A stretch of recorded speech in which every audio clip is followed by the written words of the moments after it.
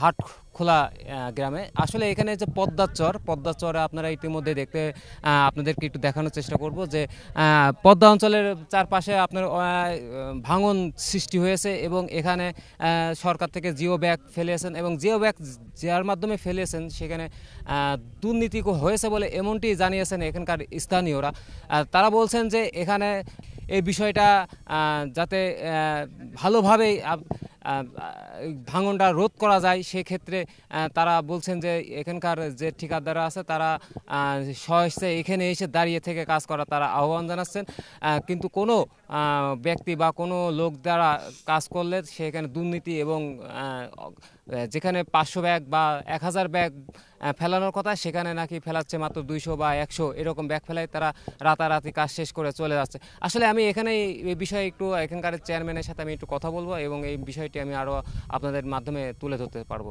এই কাজ ঠিকাদারের মাধ্যমে আসে, এখানে সন্ত্রাসী উজ্জ্বলের হাতে কাজ করাই। 500 ব্যাগ কাজের অর্ডার হলে 50 ব্যাগ ফেলে, 100 ব্যাগ ফেলি রাতারাতি পানি উন্নয়ন বোর্ডের অফিসারদের মাধ্যমে সমস্ত কাজ দুর্নীতি। দেখেন ওই চরের ভিতরে বস্তা বেরিয়ে এই পারে বেরিয়ে দেখেন এখানে বস্তা ফেলিছে, এখানে ভাঙ্গিছে, এখান থেকে বালি তুলে উনি সম্পূর্ণ অস্ত্রর মহড়া করি এই কাজটা। আর হচ্ছে এখানে বালি তুলি কাজের নাম করি ভুরকা বাঁধের মাথায় বালি তুলে ওই বালি ওখান থেকে বিক্রি করে এবং এই গ্রামটাকে সে ত্রাসের মতন আওয়ামী লীগের আমলে ত্রাস করে রাখিছে। এবং আমরা কখনো আগামী যে কাজ আসছে এই কাজ যে শুরু হবে এই কাজ উনার মাধ্যমে করতে দেব না। ঠিকাদার এই গ্রামে আসবে, এই গ্রামের মানুষকে সহযোগিতা করি, আমরা সহযোগিতা সিদ্ধি করি, ঠিকাদারের স্বচ্ছ কাজ আমরা বুঝে নেব, ও স্বচ্ছভাবে করবে, এই আমার দাবি। আমি অনুমানিক শুনলাম যে 21 কোটি টাকার কাজ, এই 21 কোটি টাকার কাজ 900 মিটার কাজ হবে। এই কাজটা আমরা সঠিকভাবে দেখে নিব, কারণ উনি দুর্নীতি করি টাকা কামাই করি গাড়ি বাড়ি করছে, কিন্তু আমাদের গ্রামকে বাঁচাতে হবে।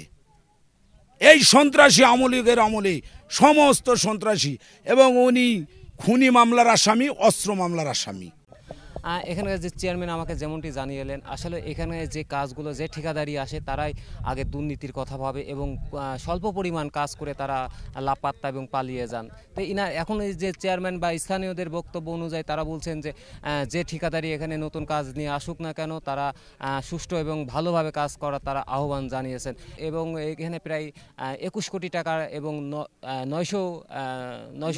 900 মিটারের মতন বালি জিও ব্যাগ ফেলানোর উদ্যোগ নিয়েছেন সরকার।